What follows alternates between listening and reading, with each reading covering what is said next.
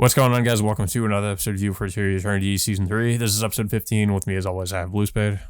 Yeah, so um we remember in the last episode in which Fushi feels like he feels like a little bit overprotective with a lot of his friends he's made over the years, and he feels like that that eventually that they're going to end up abandoning him, well, according to him, but that's not the case with you know with Bond and everybody else who feels that way. I mean, they of course they do want to like live their own lives, like, especially like, having to live in this new era that they're having to, get accustomed to.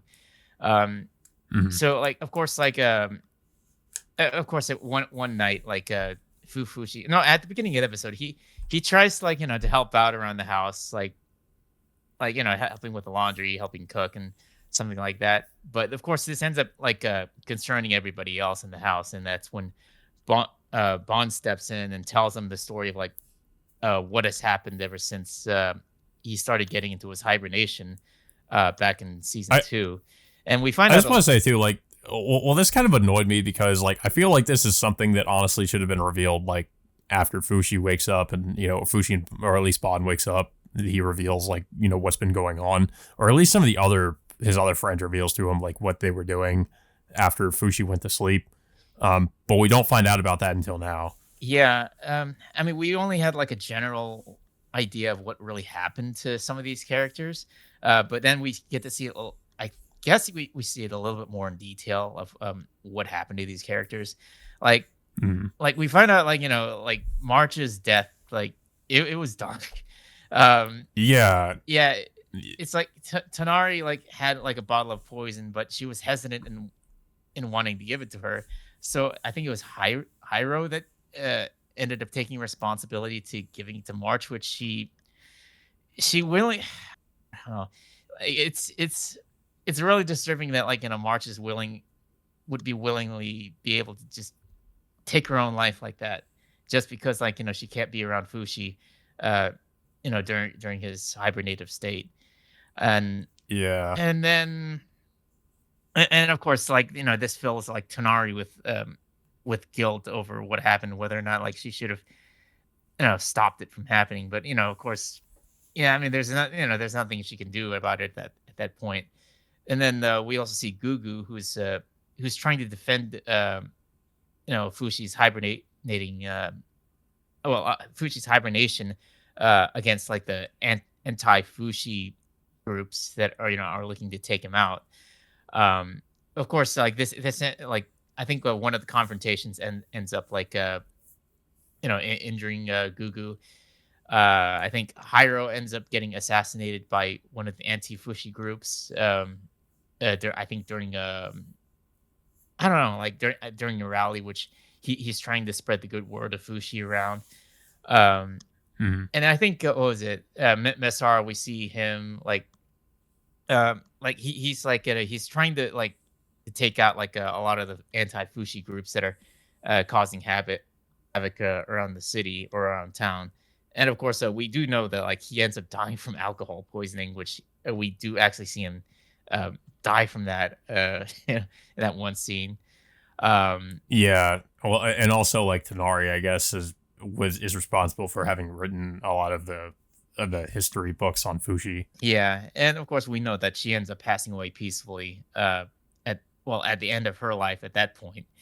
Um, but yeah, it's just like Bond just tells him, like, that alongside everybody else, that like, yeah, that they'll still be like loyal to Fushi. I mean, that they're not going to abandon him, uh, for their own needs. Like, they'll still be with him. They're just not going to be with him like all the time. Um, Mhm. and then of course and then of course Fushi goes out by himself, and he he finds Oh my god. the turtle nest that he ended up laying like several episodes ago. They end up This hatching. is just so fucking weird. I'm sorry. Like it's just like especially what he says after he finds the baby. He's just like, "Oh, I'm their mother now," and I'm like, "Oh my god." I'm like, okay, and he sees them walking, well, crawling over to the sea, which, I mean, it's a natural thing for them to do, but Fushi doesn't know this, so he tries like grabbing them all one by Well, one, thinking that no, he sees that these pelicans come around and try to try to scoop up the crabs, and I think some other predators try to come after them, yeah, and Fushi basically tries to scoop all of them up to yeah, protect them. yeah, and then of course he comes to the realization that like he can't keep babying them forever, so he decides to just to take all of them out to the sea, to let them live their own lives. And this, of course, transitions. Well, like Fushi, takes, I guess, I don't know, like takes a 180 turn with his life by basically he just dyes his hair black, goes to school a lot more often, gets a I job. was so confused about I was just like, okay, what? I don't know. I guess yeah, you said like you said it's supposed to, I guess, represent Fushi, Fushi changing, but it's just kind of ridiculous because it's like Fushi could just easily do this with some kind of magic or whatever, but he just decides to cut his own. Well, it doesn't even look like he really cut it, but yeah, he just basically just dyes his hair black. Yeah, and like like I said, he's going to school a little bit more often. I mean, I don't know like how good his grades are for one thing, but it seems like he's getting along with a lot of the classmates there. Um, and of course, he also gets a job at a restaurant, which he saves up money to buy Gugu plane tickets to his hometown. Uh, which of course, like he becomes more understanding about a lot of his friends like wanting to live their own lives without Fushi being around. Even though Fushi can technically Yeah. just teleport himself from one place to another, but yeah, like Well, yeah, and well, speaking of that too, like we see that the form that where Fushi had changed his appearance is just like a husk, and it's not his actual form because he was like the whole time he was kind of like using that, I guess, as a distraction while he went to like go work part-time jobs and do other stuff. yeah. Um, and then of course, yeah, he's starting to like,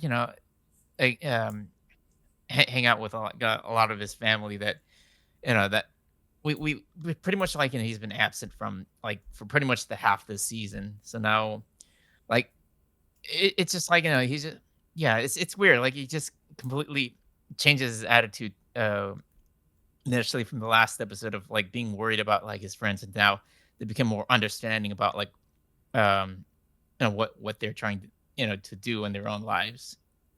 I I don't know. I guess seeing the baby turtles was like something, I don't know, like it influenced him to sort of like do a 180 or something Yeah, over his views. it's just I don't know. It just felt I guess it's supposed to represent like, oh, I need to let my offspring go. Um, so as represented by the turtles going into the sea. So I guess he's got to let his friends go too. yeah. Um, I mean, but they said that like they'll still be around to you know to be with him. It's just like I said, they're not planning to be around him like all the time. Um, yeah, so yeah. And then of course by the end of the episode we see Mizuha again. This time, basically just like uh, celebrating her birthday. I think she might have completely lost her mind. Yeah. Like, I mean, Uh, so because it's funny because these last few episodes, it just almost feels like a distraction. Like, we had the main plot with Mizuha, and then we decide to get away from that and focus on Fushi's friends and what they're up to. And the whole time, like, I was kind of wondering, I'm like, what? Okay, so what's been going on with Mizuha? And then obviously, like, nothing too good because like she's like sitting in the dark in a room, like it looks like she's sewing a doll of Fushi or something, I and think she's it's singing. no, I think it's Or one of Fushi's empty husks that he oh accidentally yeah, he if you remember like oh, several that's episodes even ago. worse. Yeah, if you remember Yeah, several episodes ago, like one of the knockers ends up like taking one of Fushi's husks, which he accidentally left behind, and it was given to Mizuha uh, at one point. So now she's in possession with the husk, and now like she's just yeah. I don't know like what she's doing with it. Like she's planning on doing something. I don't know. It seems to me that it's really obvious that unfortunately, like Mizuha's character is just going to end up going down the same route as every other descendant of Hayase, where they're just completely just off the wall crazy. It seems like that's where her character has gone. I mean, because of course she went from just being, well, I mean, it is mostly just because she's completely obsessed with Fushi. And it just seems like this, based on how the episode ends, like she's completely lost it at this point. Yeah. I mean, I don't know. And I don't think what Fushi did during their last interaction really helped matters all that much. So, yeah. And one, it doesn't help that Fushi is just completely oblivious to. I mean, we've even had like an episode where it felt like he maybe came to the understanding of what love was, or romance, or whatever, but he still has no idea. Like he still is just completely oblivious to her feelings, and I feel like it's just going to keep going, continue that way, and as a result, she's just gone completely insane. Like she's like, and Fushi isn't going to understand why. I don't know. Like well, he's there's so many he's things. Gonna learn about it the hard way once he meets up with her again, maybe later in the story. Well, he's already. It's frustrating too because he's already gone through something similar. Even as far back as season 1. So he should at least know, like, oh, I've been through this before. But he just seems completely oblivious to it. I don't know. I mean, it's hard to understand why he didn't really pick up on this, like during all the other Hayase descendants that he's interacted with, and like Kahaku was the closest to ever coming to killing him. Like, well, I don't think like Kahaku really had any intention to kill him, but his knocker really came close to doing so. And now I suppose like I see it as like the character archetype of a yandere, pretty much, where the yandere is just like they're so obsessed with the main character that they will kill them if they realize they can't be together with that character, right? I mean, like, and in killing them, they will be together with them in death or something like that, I think is the reasoning. So I don't know. Like I wouldn't put it past Kohaku that he would probably, he might have done that. Yeah. So, but yeah, I don't know how I feel about this episode. It's just, it's a weird turn for Fushi to become more understanding for towards his friends, and I don't know. It just felt like it just went by too quick for him to just naturally develop like his to understand like what his friends are going through and what they want to do. Yeah, it just felt like we had almost like a distraction from the main plot for the past few episodes, where Fushi had to, was focused. I guess because maybe, I don't know, the writer realized like, oh, we haven't really had Fushi's friends except for Tonari be, involved in what's going on in the main plot. So we have to focus for a little bit on what's been going on with his other friends. But then in doing so, we're kind of like not really focused on what's going on in the actual like main plot with Mizuha.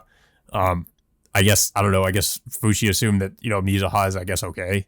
But clearly we see by the end of the episode, she's not okay. Yeah, it said, yeah, okay. So I guess, I don't know.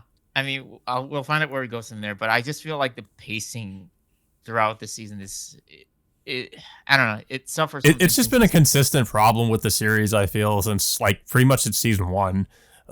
Season 1, the pacing was okay, but then like season 2 was just very slow paced, and then season 3, it's kind of all over the place. Where it's just like we get like half the season in which we're focusing on the the plot line with Fushi and Mizuha.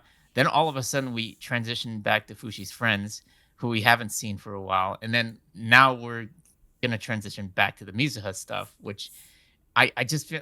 Which here's another funny thing, like Fushi during this episode asked like what happened to Mizuha, and people didn't really answer all that much. They just say that she's absent from school, which I don't know why you're not worried about like why Mizuha's absent from school all of a sudden. Like that would have been a sign. What you could have just checked up on her to see if she's okay. And yeah, I mean, Fushi's just been weirdly nonchalant about what's been going on with her, especially considering what we know about what's been going on with her, and I don't know. It's But yeah. yeah, I just I don't know. It's I don't. I just feel like it's just an inconsistent. I don't know. Turn of like what Fushi is.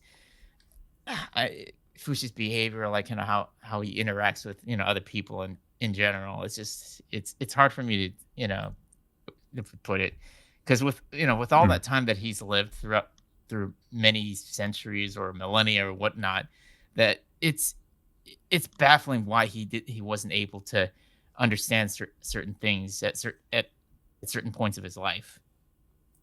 it just feels like he understands things when it's almost like when it's convenient for the plot, I guess, because like for the most of season 3, he doesn't really understand anything about modern technology. But his friends, the people he summoned from back from the dead, they pick up on it fairly quickly and learn to adapt to the modern era. Yeah, Like Gugu, for instance, like he uses a smartphone and he knows how to use a smartphone, and Fushi until this point didn't have a smartphone. But then like pretty much like right after he gets a smartphone, he's able to pretty easily start using it to communicate with Gugu, which feels a little bit inconsistent considering Fushi didn't know the first thing about like computers, and he didn't because there was that obviously that scene where he tries to get rid of some data on a computer, and he ends up just throwing it into throwing it into some water instead of trying to figure out how to delete the files or whatever he should have done. yeah, So yeah, it's just like I feel like it's just whenever the plot needs Fushi to actually figure out how to do something, like he will. But yeah, it's just really inconsistent though. yeah. Um, but yeah, I don't really have anything else to say about the episode though. I don't know if you have anything else to say about it. Well, I guess we'll have to look forward to like what's going to happen with the going back to the main plot, with Mizuha now that she's apparently she's lost her mind at this point and pretty much Yeah. following in the footsteps of her ancestors, as every other ancestor that we've seen following Fushi I don't around. know why this is such a consistent theme in this show after Hayase, has all these descendants and they're all consistently just crazy. I mean, I don't know. It was kind of interesting in season 2, considering that, we had a descendant of Hayase and we thought, maybe he's not crazy. Maybe he'll buck the trend of being crazy, and he ends up being crazy. And Yeah, then it's like, it kind of is doing the same thing almost with season 3 with Mizuha, where it's like, okay, well, maybe she might buck the trend of also being crazy, but she also becomes just completely crazy. So I don't know. It's just kind of annoying. It's like, okay, why are we doing this again? Like we already did this in season 2. I really, Um, honestly, I really feel like they could have just kept Hayase around, of sorts. I don't know why they haven't made any attempts to, keep I mean, Hayase. you might as well, considering that all of her descendants like all share that trait. Yeah, But it's just like you yeah, would think like if it was the Knockers, I would it would make more sense if the Knockers ends up being Hayase the entire time, but I don't know why. It just feels like it feels right to have like Hayase, as the main recurring villain, but then you just have like all of her descendants just like doing the exact same thing that she's done over the years. So I just don't know how I feel about it. And then it's just the fact that Fushi, after all of these years, still hasn't figured it out nor found any way to, I don't know, resolve this issue after all this time. yeah, yeah. It's just really frustrating with like Fushi's just complete lack of character development in that regard. And Yeah. I mean, in a lot of other areas too. But Hmm. but yeah, guys. So that all being said, until next time, we will see you all later.